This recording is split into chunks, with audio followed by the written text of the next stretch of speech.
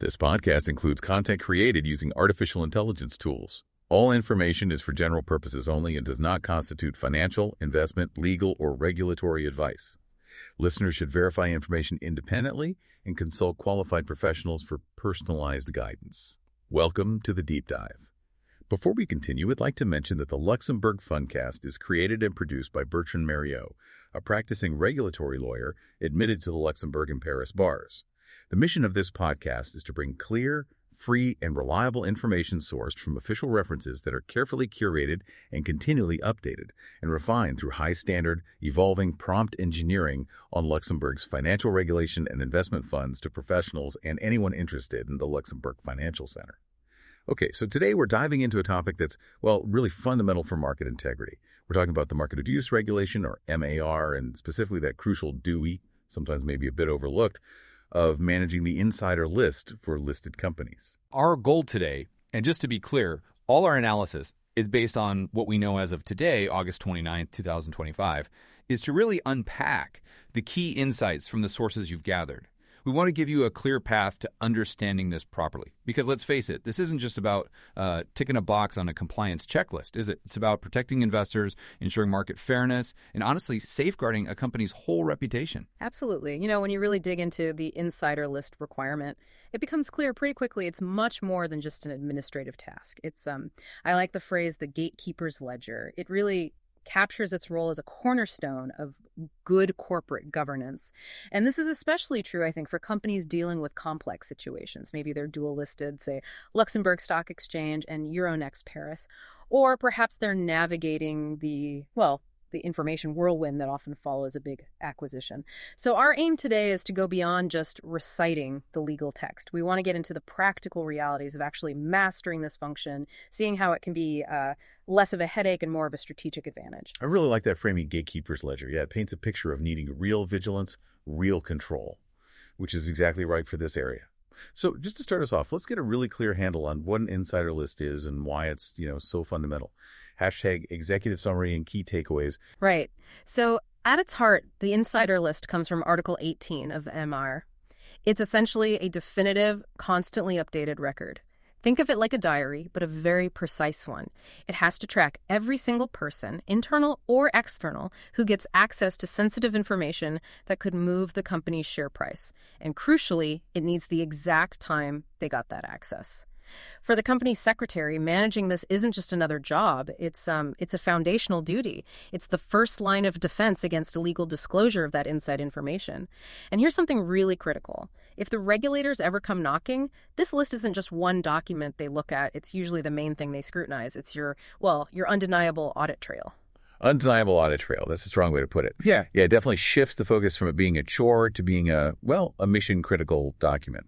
As we get deeper into this, what are the, three big ideas, the main takeaways you really want people to remember from our conversation today? Okay, good question. As we go through the details, I think there are three core concepts to really hold on to. These are the key points. First, think of the insider list as a strategic instrument. This is really about challenging the old view. It is not just a compliance tick box. It's a dynamic risk management tool. How well it's managed, especially, say, after a merger when things are chaotic, actually says a lot about the company's governance culture. It shows how much control you have over sensitive information. A really well-kept list signals maturity, discipline, and a real commitment to playing fair in the market. That's a really important shift in thinking. But I can almost hear some company secretaries thinking, strategic instrument. It still feels like a huge compliance burden, especially when we're stretched thin after a big deal. How do you actually bridge that gap? Turn the perception into reality for teams on the ground. That's a fair challenge, and it's a common feeling. I think the bridge involves using the right tools, maybe automation, which we can touch on later. But fundamentally, it's about recognizing that the cost of getting it wrong, regulatory fines, reputation damage, shareholder lawsuits that cost is way higher than the perceived burden of doing it right. When you frame it as protecting the company's ability to even do future deals without leaks, then the burden starts looking more like a necessary investment. It's like building a proper corporate fortress, not just putting up a flimsy fence. Corporate fortress, I like that. Yeah. And that probably leads right into your second core concept. Exactly. The second point is process integrity is paramount. Look, The legal and regulatory value of your insider list isn't just about the final document itself. It's fundamentally about the integrity of the process used to create and maintain it. This means you need relentless precision. Updates have to be contemporaneous, right when things happen, with accurate timestamps. Your data handling needs to be secure, obviously respecting GDPR. And you need solid, documented procedures for how you deal with all your external advisors. Without that documented integrity, the list just doesn't carry the same weight with regulators because they can't really trust where it came from or how it was put together. That makes total sense. It's not just what you produce, but how you produced it. Yeah. And the final takeaway. The third one, and this is really timely, is the regulatory landscape is evolving. The rules around market abuse aren't set in stone. It's a living framework, constantly being updated. A strategic company secretary needs to be looking ahead, anticipating changes. We'll talk about the EU Listing Act amendments, for example, which are expected around June 2026. And there are specific Luxembourg things like the CSSF requirements and their IRIS portal. Being proactive about adapting isn't just nice to have, it's really the mark of effective governance. It shows the organization is mature and forward-looking. Okay, those 3 points, strategic instrument, process integrity, and evolving landscape, really lay a strong foundation. With those in mind, let's start digging into the core obligation itself, Article 18 of ARA. # core obligation deconstructing Article 18 of MARA. Right, so the legal requirement to have an insider list, this applies to any company whose shares or bonds are traded on a regulated market. And it comes straight from European law, Article 18 of Regulation EU number 596/2014. That's MAR. Now, because it's an EU regulation, it applies directly in all member states, including Luxembourg. You don't need a separate Luxembourg law to make Article 18 effective. But the picture is completed by national law. Here in Luxembourg, that's the law of 23 December 2016 on market abuse. This law does a couple of important things. It names the CSSF as the national watchdog, gives it its powers to investigate and supervise, and sets out the local penalties for breaking the rules. So you've got this combination. A harmonized EU rule backed up by strong local enforcement powers. Okay, so EU law sets the rule, national law provides the teeth, essentially. But everything hangs on one key definition, right? What exactly is inside information? Because that seems to be the trigger for the whole obligation. If you don't have it, you don't need the list. You've hit the nail on the head. That's the absolute crux. The entire insider list requirement kicks in only when inside information exists. No inside info, no list needed. So understanding that definition precisely is job number 1 for any company secretary. Article 7 of MAR gives us a very clear 4-part test. And the key word here is cumulative. All 4 conditions have to be met. If even one isn't, then it's not inside information. All 4. Okay, so it's not just 1 or 2 ticking the box. That sounds like it needs careful judgment, probably legal input. Definitely. Let's quickly run through them. First, the information must be of a precise nature. This means it has to relate to circumstances that exist or are reasonably expected to happen, or an event that's occurred or is reasonably expected. And crucially, it has to be specific enough that you could actually draw a conclusion about its likely effect on the price. So, for example, just a vague rumor about a potential merger probably doesn't cut it, or a general board chat about strategic options. But a board decision to formally start exclusive talks and kick off due diligence, or signing an NDA for those talks, that's much more likely to be precise. It's about specificity and potential impact, not just whispers. Got it. Something concrete, identifiable, not just musings. What's next? Second is simple. The information has not been made public. If it's out there already, maybe reported by Reuters or filed with the CSSF, then it's not inside anymore. The market already knows. Third, it has to relate directly or indirectly to one or more issuers or financial instruments. This just ties the information specifically to the companies or the shares bonds MAR is designed to protect. General economic news usually wouldn't fit here. And fourth, this is often the trickiest one. If the information were made public, it would be likely to have a significant effect on the prices of those instruments. This is the reasonable investor test. You have to ask, would a reasonable investor likely use this information as part of their decision to buy, sell, or hold? If the answer is yes, then it meets this test. It's about materiality, judged through the lens of how the market actually behaves. That reasonable investor test really grounds it in reality. Okay. Now, you mentioned something called a protracted process. That sounds especially relevant for big, complex deals like M&A. How does that fit in? Yes, the protracted process. This is a really important detail, particularly for M&A, and it's covered in Article 7, Paragraph 3 of MAR. An M&A deal, as you know, isn't just one big bang. It's a sequence of steps. Think about the typical flow. Initial approach, maybe an NDA, a non-binding offer. The board decides to proceed, then deep due diligence, tough negotiations, finally getting board approval. MA recognizes this. It clarifies that it's not just the final signing of the deal that counts as inside information. The intermediate steps along the way can also be inside information if they meet those same 4 cumulative tests we just went through. This creates a real challenge, you know. The company secretary has to constantly assess, has this latest step crossed the threshold? Is this now a distinct piece of inside information requiring an update to the list or maybe even a new list section? It demands almost constant vigilance. Wow. Yeah, constant vigilance seems right, like checking every stage of construction, not just the final building. Yeah. And you mentioned the EU Listing Act is set to change things here. Yes, this is a really significant development we need to watch closely. The EU Listing Act, which is all about making EU markets more competitive, tackles this protracted process issue head-on, specifically regarding public disclosure. The new rules, expected around June 2026, are set to introduce a major change. They'll basically exempt those intermediate steps in a long process from the need for immediate public disclosure. The idea is to stop forcing companies to announce every single minor development in a complex deal, which can sometimes be unhelpful, creating speculation or harming negotiations. Okay, so that sounds like a potential relief for companies simplifying the disclosure side of things.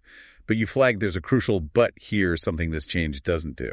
Absolutely critical point. It's vital to grasp what this change doesn't mean, because this is where the insider list becomes even more important.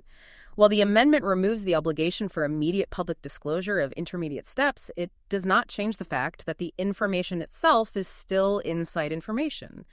So the rules against insider dealing under Article 8 and unlawful disclosure under Article 10, they still apply fully. The big consequence here is that the insider list becomes even more crucial. It's the primary tool to ensure that confidential information is tightly controlled internally. The focus shifts, you see. It shifts from managing immediate public announcements to managing rigorous, watertight internal secrecy, that gatekeeper's ledger role. It becomes paramount. It's a subtle shift, but a massive one in terms of risk management. That's a huge point, almost counterintuitive. The info is still hot, still inside, but the pressure shifts to internal controls, making the list more critical than ever. So if the default is disclose ASP, how does a company decide it can delay? What's the process? Okay, so the basic rule, Article 17, Paragraph 1, is crystal clear. Issuers must tell the public about inside information as soon as possible, transparency first. But Article 17, Paragraph 4, offers that vital escape hatch. An issuer can delay disclosure, but it's on their own responsibility and only if 3 conditions are all met. First, immediate disclosure would likely prejudice the issuer's legitimate interests. Think M&A negotiations yes-may guidelines, which the CSSF adopted via Circular 22-813, explicitly mention this. Announcing talks too early could kill the deal, right? Second, the delay must not be likely to mislead the public. This is a judgment call. You can't delay if the market is already trading based on wrong information that your silence would just reinforce. And third, and here we come full circle, the issuer must be able to ensure the confidentiality of the information. This is where the insider list is absolutely fundamental. How can you possibly claim you're ensuring confidentiality if you don't know exactly who knows the information and when they found out? The list is your proof. Without it, your justification for delaying disclosure just falls apart. So the list is the absolute bedrock for proving that third condition. It's the evidence you have things under control. Now, who actually has the legal duty to create and maintain this list? Is it just an internal job? The legal text, Article 18, says the obligation falls on the issuer or any person acting on their behalf or on their account. Oh, no. Internally, yes, it's almost always delegated to the company secretary and their team. It fits naturally with their role in governance and information flow. But think about any big deal. The circle of people with inside info explodes outwards. You've got law firms, investment banks, auditors, PR consultants. All these external parties become insiders too. They are seen as acting on behalf of the issuer. And importantly, they also have their own legal duty to maintain their own MAR-compliant insider lists for their staff working on the deal. So the advisors have their own homework to do. Does that mean the company can just hand it off and, breathe easy? Absolutely not. This is a really common misunderstanding and a potential pitfall. Article 18, Paragraph 2 is explicit. Even if you delegate the task to an advisor, the issuer remains fully responsible for compliance. So a strategic company secretary can't just assume advisors are doing it right. They need to actively check the best way. through the contract. You need specific clauses in the engagement letters with all external advisors. These clauses should spell out their MAR duties, require them to confirm they're compliant, and state they'll cooperate if the regulator asks questions. It's about embedding that responsibility contractually. It turns a potential risk into a managed one. That makes complete sense. Proactive risk management, not just hoping for the best. Okay, we've got the legal framework, the who. Let's get into the real practicalities, the daily management. This is where I imagine the friction often happens. Hashtag practical mechanics, the daily management of an insider list. Exactly. Now we move from the what and why to the how, the day-to-day management. The good news, perhaps, is that the technical side isn't really open to interpretation. There's a specific EU Regulation Commission implementing Regulation 2016-347 that lays it all out. It mandates an electronic format and provides very specific templates. And the key phrase is, these templates must be followed without deviation. No room for creativity here. Without deviation. Okay. That's pretty clear. So let's break down these templates. What are the key parts, the data fields we absolutely need to capture? This sounds like where the real work happens and where those challenges might pop up. Right. There are primarily 2 templates in the regulation. Getting familiar with them, clause by clause, is essential. First, you have template 1. The event-based insider list section. This is your main tool, the one you'll use most often. You have to create a new separate section following the template exactly for each distinct piece of inside information. So if you're working on that confidential deal, Project Orion, you create a section specifically called Insider List, section related to Project Orion. This keeps things organized and auditable. Okay, so compartmentalized. Not one massive list, but separate sections for separate secrets. That makes sense. Precisely. And within each section, for every single person who has access to that specific information, the data required is, well, pretty extensive. We're talking personal ID, first name, surname, crucially, their birth surname too, date of birth, and their national identification number if they have one, contact details. Now, this is often the tricky bit. You need their work phone numbers direct line, mobile, but the rules also require their personal phone numbers home and mobile, plus their full personal home address, professional details, company name and address, their job title or function, and importantly, the specific reason for being an insider. This can't be vague like legal advisor. It needs to be tied to the project, like lead external counsel for Project Orion or a member of IT integration team for Project Orion. Specificity is key for regulators. Timestamps. These are absolutely critical and non-negotiable. You need the exact date and time, in Coordinated Universal Time, UTC, when the person got access and when they stopped having access. These aren't just admin dates, they mark legally significant moments. Wow. That is a lot of detail, especially the personal contact info and the UTC timestamps. I can definitely see challenges there. How do companies usually handle the likely pushback when asking senior execs or partners at law firms for their personal home address and mobile number? That sounds like navigating a minefield. You've put your finger on probably the biggest practical hurdle. Imagine asking a board member or a senior partner at an advisory firm for their private mobile number and home address. Understandably, they might resist asking why it's needed, citing privacy concerns. Minefield is a good word for it. The key is really clear communication and explaining the legal necessity. You need to be able to say, politely but firmly, look, this isn't optional. It's a direct requirement under Article 18 of AR. Regulators need this to be able to contact people quickly in an investigation. You also need to reassure them about data security, that it's only used for MR compliance, not for anything else. It often requires backing from the legal team. But without collecting this data, your list simply isn't compliant, and that's a huge risk. And then there's the timestamp precision. It's not about when you added them to the list software. It's the exact moment they became aware of the information. Pinpointing that can be tough in fast-moving projects, especially with informal chats. It needs good internal record keeping. Who told who and when. So template 1 is the workhorse, needing real diligence and careful people management. What about template 2? Is that used much? No, template 2. The permanent insider section is very different. It's optional and should be used very, very sparingly. It's designed only for a tiny group of people who, because of their specific role, genuinely have access to all inside information in the company all the time. ESMA, the European regulator, has been very clear, use this with extreme caution. We're talking maybe the CEO, the CFO, perhaps the chief legal officer, the chair of the board. It's not for people who just handle a lot of sensitive stuff day to day. They should be on event-based lists. Its use is really narrow, mainly to avoid making regulatory oversight less precise. That makes sense. A very small, very senior group, an exception, really. But what if someone on that permanent list also gets involved in Project Orion? Do they appear on both lists? Great question. Yes, absolutely. Even if someone's on the permanent list, if they gain access to specific project-related inside info, they must also be added to the relevant event-based list section for that project. This ensures you have a complete granular record for that specific event. It ties them explicitly to that information from that point in time. It's much clearer for an audit trail. Okay. Now, the big one we touched on, MER's hunger for personal data versus GDPR. How do companies, especially here in Luxembourg, square that circle? It really does feel like walking a tightrope. It is a genuine operational friction point, and managing it properly is a key task for the company secretary and legal team. MA demands extensive personal data home addresses, private mobiles, which seems, on the face of it, to clash with GDPR's data minimization principle. And as you said, people will question it. The solution isn't to skip collecting the data that's a MAR breach, plain and simple. The solution is to build a really robust GDPR-compliant process around it. This means having a specific privacy notice just for insiders. It needs to clearly state the legal basis Article 18 MAR compliance, which is a valid legal obligation under GDPR.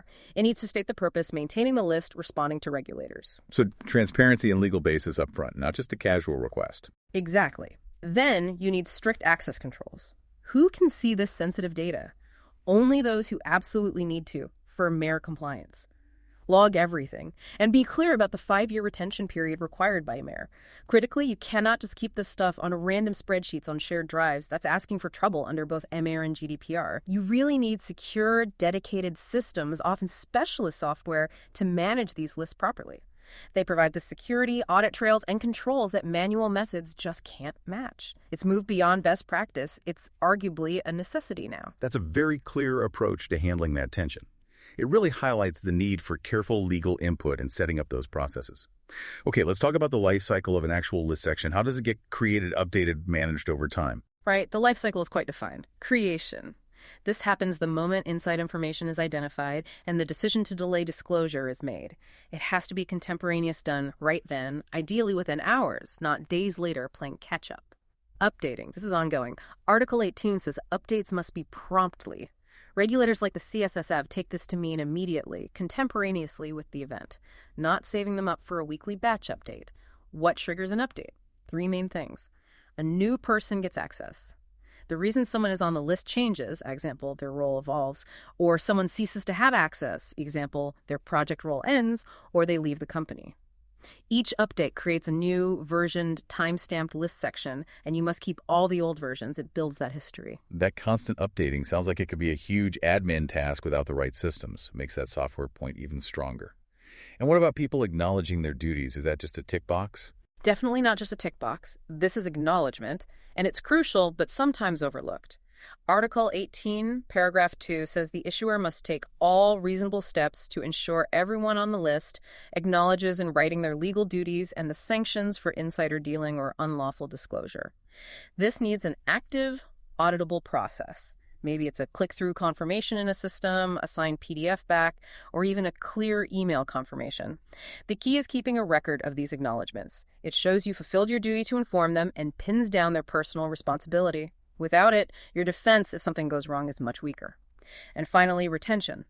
The list, all its historical versions, and the acknowledgments all kept for at least 5 years from when the list section was created or last updated, whichever is later. This ensures you have that full audit trail if needed years down the line. Okay, so these meticulously kept lists are maintained internally. Do companies just send them to the CSSF regularly, or is it more on demand? Seems like a lot of data flying around otherwise. You're right, it would be overwhelming. No, insider lists are not proactively filed. They are internal records, proof of your internal controls. However, and this is the key part, the issuer must be ready to provide the list to the CSSF as soon as possible upon its request. The Luxembourg Market Abuse Law gives the CSSF clear powers to demand this information during supervision or investigations. So you don't send it unless asked, but when they ask, you need to be able to produce it quickly and perfectly, often under tight deadlines, sometimes just hours. Any delay or error then can lead to penalties itself. This is why having robust, easily searchable digital systems is so important. Got it. Ready at a moment's notice. A real test of your systems. Okay, we've covered the legal and practical foundations. Let's elevate things now to the strategic level. How do company secretaries handle the really complex stuff, like after a big merger? This is where the job gets truly strategic. Hashtag the strategic dimension navigating complex scenarios. Exactly. Having grasped the mechanics, let's look at the strategic picture, particularly in situations like post-merger integration, especially if you're dealing with multiple stock exchange listings. Managing insider lists really moves beyond compliance. It becomes a core part of corporate strategy and risk management. This is where the company secretary adds huge value. This is where they become that strategic partner. Let's talk about the post-merger crucible first. That sounds intense, like a real pressure cooker moment. It really is. When a major acquisition closes, that's probably peak risk time for information control. Suddenly, you have a massive increase in people who have access to a flood of new, highly sensitive inside information. Think about it. Synergy targets, detailed restructuring plans, potential business disposals, big personnel changes, IT system integrations, revised financial forecasts. The sheer amount and sensitivity are huge, and it's often spread across newly combined teams from different corporate cultures, maybe using different systems. The big challenge is identifying everyone who could be an insider across these two previously separate organizations. Information silos from the old structures can easily become leak points. It's hard to manage. So how do the best companies, the ones thinking strategically, manage that information explosion to keep control and stop those leaks? The best practice we see is setting up a central integration insider list immediately after closing. This isn't just tacking onto the deal list. It's a new structure. This master integration list needs to be broken down quite granularly into distinct subsections for each key integration workstream. So you might have one for synergy realization finance, another for workforce integration HR, one for IT platform consolidation, maybe sales and marketing integration. This granular approach is vital. It helps enforce strict need-to-know access, minimizing the number of people exposed to any one piece of information.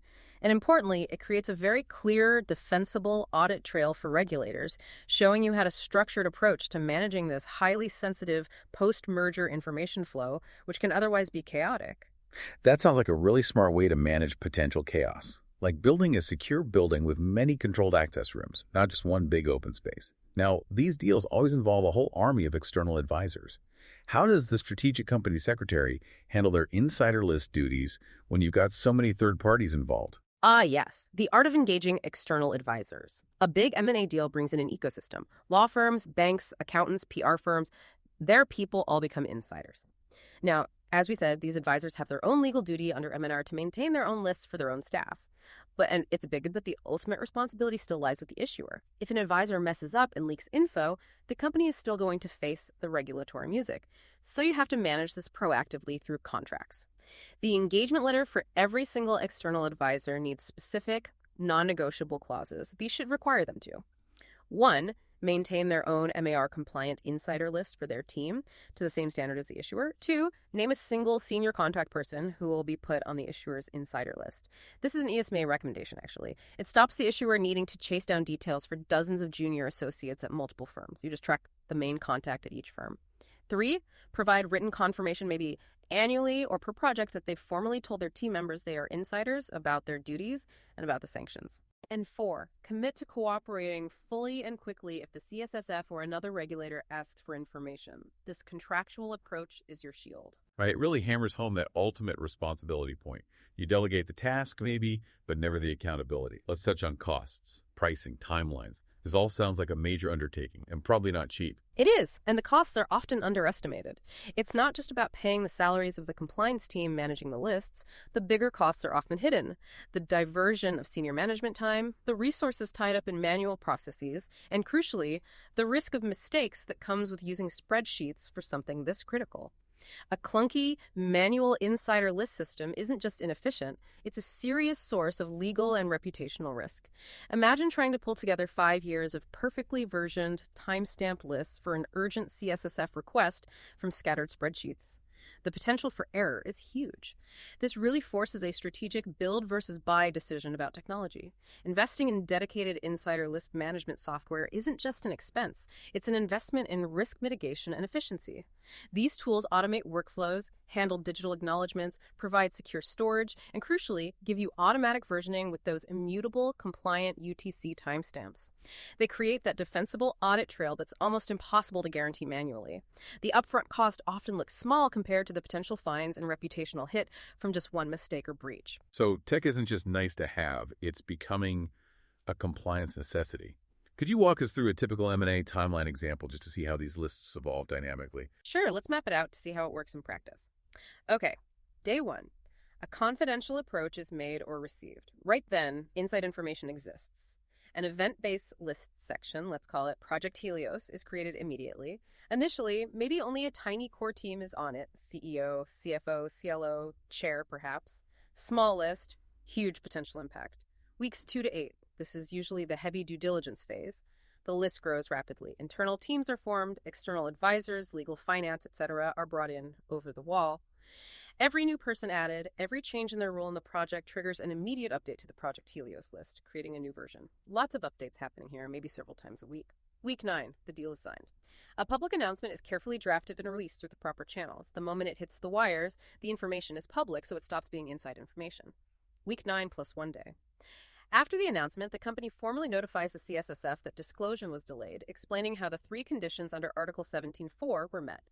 This notification must now go through the CSSF's electronic eReus portal. Post-closing, the Project Helios list section is formally closed, but it's not over. New inside information related to the integration now exists: synergy targets, restructuring details, etc. So, a new event-based list section, say post-merger integration, needs to be created immediately. Meanwhile, the original Project Helios list and all its versions get securely archived for that mandatory 5-year period. It's a continuous cycle. That timeline really shows the dynamic part, the dynamic risk management. Constant creation, updating, closing, archiving. Now, what about companies listed in multiple places, say Luxembourg and Paris, plus maybe registered with the SEC in the U.S.? That sounds like a real compliance maze. It absolutely creates a complex multi-jurisdictional matrix. Right. It requires a really sophisticated, integrated approach. Now, the core MAR duty to keep the list is the same across the EU, so it applies equally to your Luxembourg and Paris listings. But the mechanics of public disclosure, the thing that often closes out a list section, can differ slightly between exchanges. Regulated info needs to go via an officially appointed mechanism, OAM. Luxi uses its first portal. Euronext has Euronext Direct. You have to make sure any announcement goes out correctly and crucially simultaneously on both platforms to keep things fair for all investors. Okay, same core list rule, different disclosure plumbing. What does the U.S. SEC registration add to the mix? Sounds like another layer. Adding the SEC brings U.S. regulation FD fair disclosure into play. It's important to see the difference here. MAR is mainly about stopping insiders from using inside info to trade unfairly. Regulation FD is more about preventing companies from selectively disclosing important non-public information to just a few analysts or big investors, giving them an edge. They focus on different things, but they're deeply connected.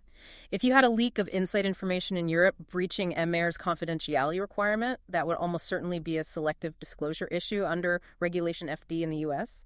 It would likely trigger an immediate need for public disclosure over there, too. So a problem in one place quickly becomes a global problem. Wow, that's a tight link. A slip-up in Europe triggers alarms in the U.S. How does a strategic company secretary juggle all of this without dropping the ball? Sounds like playing 3D chess. The best approach isn't to manage these things in silos. That's asking for trouble. A truly strategic company secretary architects a single, unified, global disclosure and information control policy. This policy sets out one robust internal process. It covers identifying potentially sensitive info, assessing if it's material under both the EU Reasonable Investor Test and the U.S. Total Mix standard, and then channels it through a coordinated protocol to satisfy everyone simultaneously: CSSF, AMF in France, Luxi, Euronext, and the SEC. And the meticulously managed MAR insider list. That's the absolute foundation of the information control part of that global policy. It demonstrates a holistic view that turns a potential compliance nightmare into a managed strength. It's about building one integrated system. That's impressive coordination. It really underlines that theme of anticipating and adapting.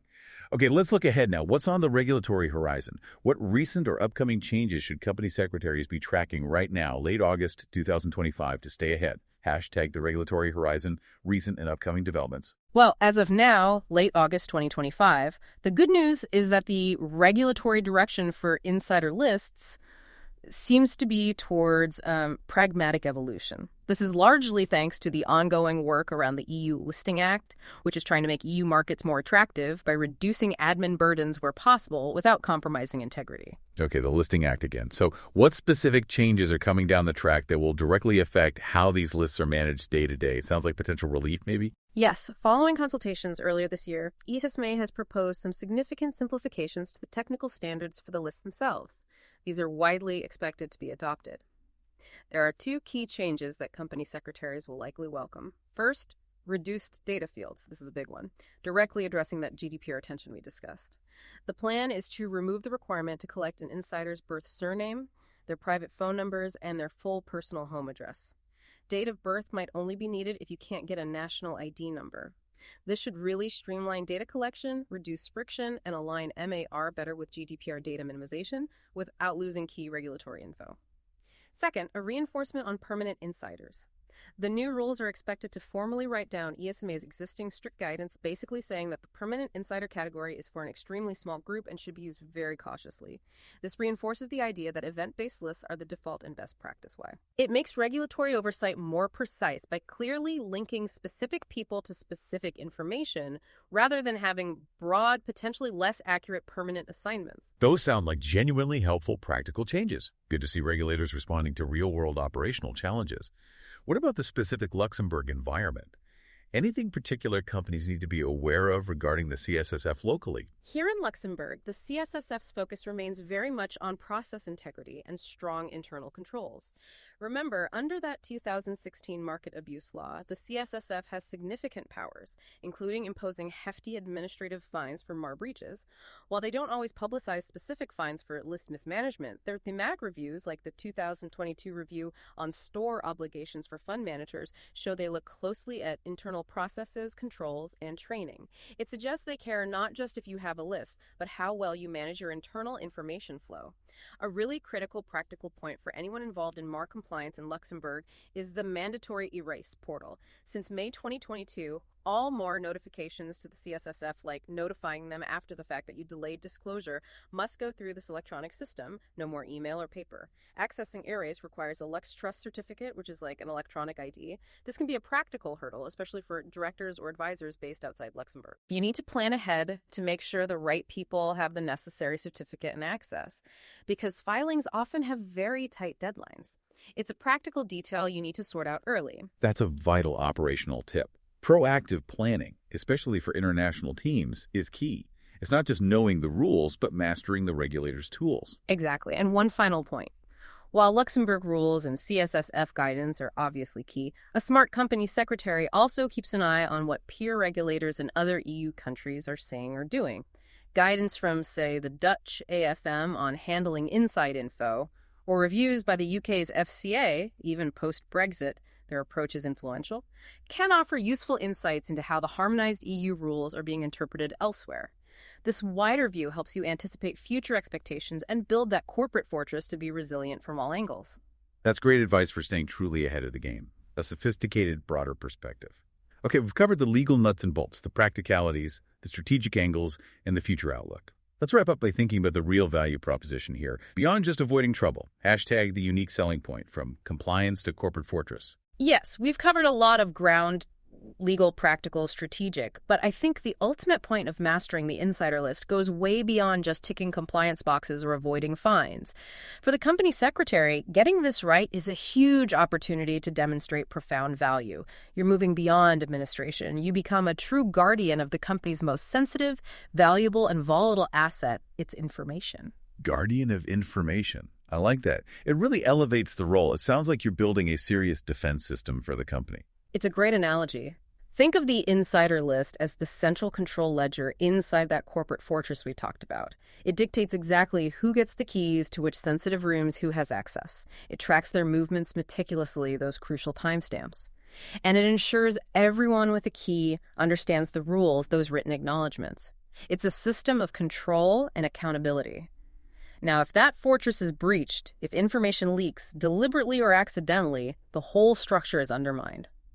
The company faces regulatory attacks, wild market speculation, share price volatility, and maybe worst of all, a serious loss of trust from shareholders and the public. The fines can hurt, but the reputation damage can last much longer.